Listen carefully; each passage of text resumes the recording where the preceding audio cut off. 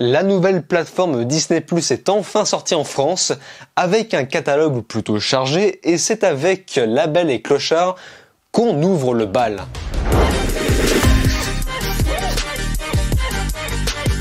Salut à tous, c'est Vince alias Amir Game et aujourd'hui on va parler du film La Belle et le Clochard, la nouvelle adaptation live, mais cette fois-ci pas sortie au cinéma, directement posée sur la nouvelle plateforme Disney+, prévue à la base le 24 mars 2020, mais finalement a été repoussée jusqu'au 7 avril, le jour même où sort cette vidéo, de manière à éviter une éventuelle saturation. On n'est jamais trop sûr. Donc ça signifie que ce film qui a déjà été pensé pour la plateforme Disney+, est donc bel et bien sorti il y a plusieurs mois aux États-Unis, toujours évidemment en format dématérialisé. Avant d'aller plus loin, je vous conseille de jeter un petit coup d'œil sur ma vidéo consacrée aux adaptations live-action de Disney, parce que c'est clairement de ça que nous allons parler. La Belle et le Clochard, c'est toute une histoire avec moi, c'est un film que j'ai dû voir plus de 300 fois quand j'étais petit, donc autant dire que ça ne faisait pas forcément plus plaisir que ça de voir une nouvelle adaptation de La Belle et le Clochard, car évidemment j'avais ma vision du dessin animé et je n'avais pas forcément envie qu'on la modifie, et je pense que j'avais raison. Tout d'abord, notez que malgré le fait que ce film soit consacré à la plateforme numérique Disney+, ça ne change absolument rien avec un film de format normal, standard, qu'on retrouvera au cinéma. Ce long métrage aurait très bien pu sortir dans les salles obscures. Et soit dit en passant, je ne comprends toujours pas pourquoi on n'a pas sorti la plateforme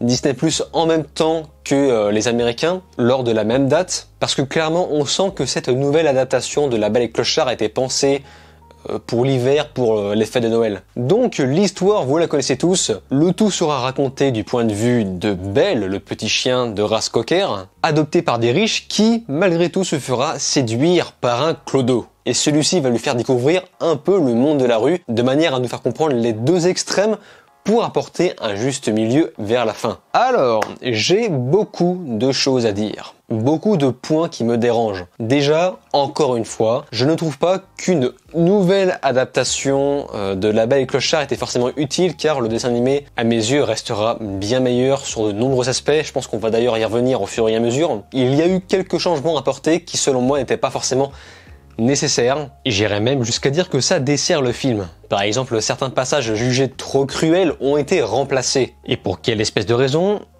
on n'en sait rien. Et évidemment, nous sommes chez Disney, on raconte une histoire qui, à la base, dans le bouquin et dans le film original, se passait en Nouvelle-Angleterre, mais il y a un petit problème, c'est que là, pour le coup, nous sommes en 1930, enfin, à peu près dans les années 30, on est Disney, on est le mondialisme, et malgré tout, on manque d'une certaine matière pour pouvoir faire passer une certaine idéologie. La diversité. Bah évidemment, tu ne peux pas sortir un film américain en 2020 sans diversité. Ou du moins une diversité afro-américaine. Déjà, sachez que ça me fait vraiment, mais vraiment chier d'en parler. J'étais prêt à mettre ça de côté après avoir fait mon deuil sur la série The Witcher. Voilà, avec The Witcher, j'ai créé toute une polémique dans mes vidéos et je ne voulais vraiment pas recréer la même chose dans ce film qui pour moi remake une œuvre qui a bercé toute mon enfance, et j'étais prêt à passer l'éponge si c'était seulement 2 ou 3 personnages comme Darling par exemple. Voilà, ce n'est pas très gênant, puis on peut dire que certes la diversité à l'époque n'était pas très courante, mais il existait quand même une certaine minorité, même si celle-ci n'était pas très bien accueillie. Mais créer une petite diversité pour Disney n'est pas assez, donc comment on fait pour monter le niveau? Eh bien c'est très simple, on trahit l'œuvre originale qui à la base se passe en Nouvelle-Angleterre pour finalement le déplacer en Nouvelle-Orléans.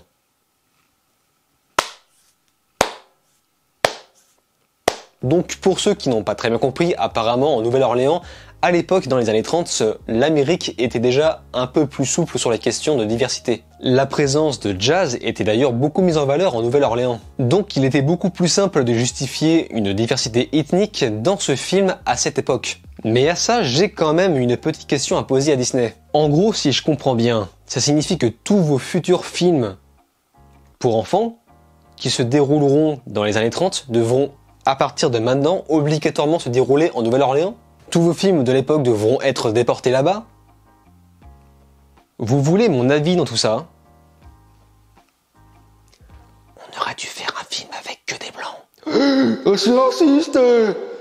J'ai une question à poser si des viewers noirs passent sur cette vidéo. Est-ce que vous vous sentez réellement dérangé perturbé lorsque vous regardez un film ou une série avec que des blancs? Est-ce que vous vous sentez malaisé devant un film de Woody Allen, devant une série comme Peaky Blinders ou Dark? D'ailleurs, je m'imagine une version Disney de Peaky Blinders qui se déporte en Nouvelle-Orléans juste pour créer une diversité ethnique similaire à la nôtre. Moi, pour ma part, ça ne me pose aucun problème de voir un film avec une très grosse majorité, voire intégralité de blancs, tout comme ça ne me pose aucun problème de voir un film avec une très grande majorité de noirs. Par exemple, je ne me suis même pas posé la question sur le film Creed qui est réputé pour avoir une très grosse communauté noire. Pour moi, le film se passe dans l'air du temps et ne trahit aucune œuvre de base. Mais les années 30, je tiens à rappeler que c'est une époque où le racisme régnait, les noirs se sont battus pour pouvoir uriner dans les mêmes toilettes que les blancs, et ce pendant très longtemps, et même encore aujourd'hui, beaucoup de noirs souffrent d'un certain racisme, et je trouve ça quand même sacrément culotté de la part de Disney de camoufler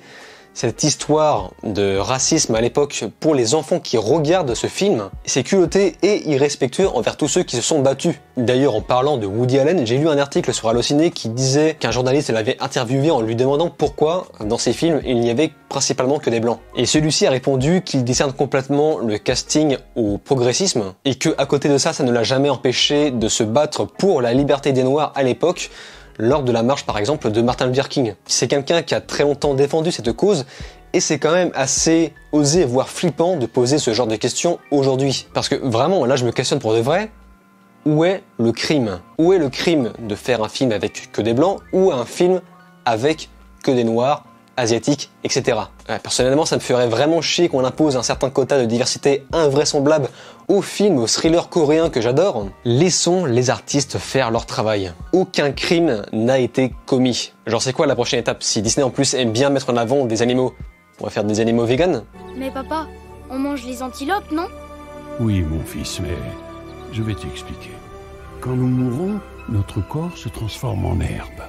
Et les antilopes mangent de l'herbe. Déjà, le fait d'avoir choisi un cocker pour incarner la race de Belle était un choix purement artistique, justement pour faire référence à la Nouvelle-Angleterre, puisque les cockers sont une race de chiens souvent présents en Angleterre. Et sur le coup, j'ai eu un petit coup de flip, j'ai vraiment cru qu'on allait remplacer les Italiens par des Mexicains et qu'ils allaient donner à bouffer aux chiens des tacos. Toute cette trahison de l'œuvre juste pour créer de la diversité est de plus totalement inutile car ce n'était pas du tout nécessaire de mettre en avant des humains. Je vous rappelle que le dessin animé d'origine est raconté du point de vue des animaux, donc c'est la raison pour laquelle on ne voit quasiment jamais leur visage à part en plan large. Et ça, c'était juste une bonne idée de réal qui pour le coup n'a pas été repris dans ce film. Ce qui me fait redire la fameuse phrase que je n'ai cessé de répéter lors de ma vidéo consacrée aux adaptations de Disney, c'est la même chose mais en moins bien. Tous les passages du point de vue des humains ne servent strictement à rien.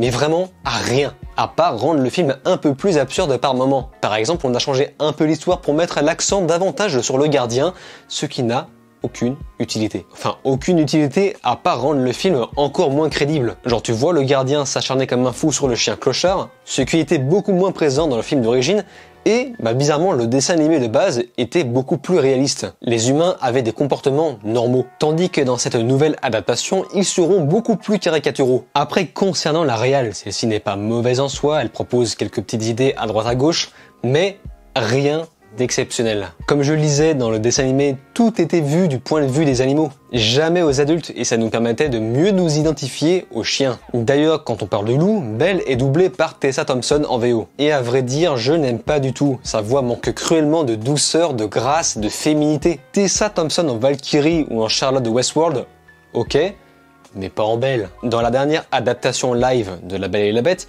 ils ont pris Emma Watson pour Belle, là ça collait plutôt bien parce que Emma Watson, il n'y a pas plus gracieux comme actrice. Et pour rester sur le thème de doublage, la chanson des chats, alors là je suis désolé mais ça ne marche pas du tout, ça ne colle pas du tout à l'attitude des Siamois. Il n'y a absolument aucune finesse, aucune patte artistique. Dans le dessin animé, il y avait une petite caricature asiatique avec une vraie chorégraphie de danse pimpante. Là ce sont juste des Siamois qui foutent le bordel et basta. Lol, on casse tout.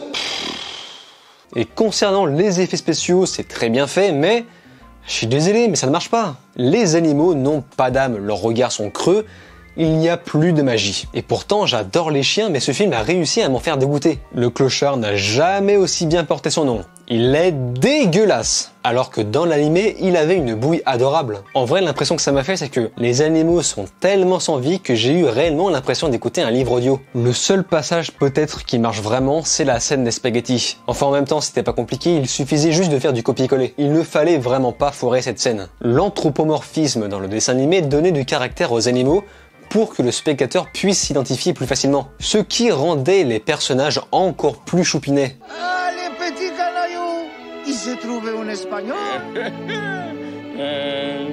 Mais bon, Disney, que voulez-vous? Bon, en vrai, j'ai peut-être donné l'impression de dégager une certaine négativité envers ce film.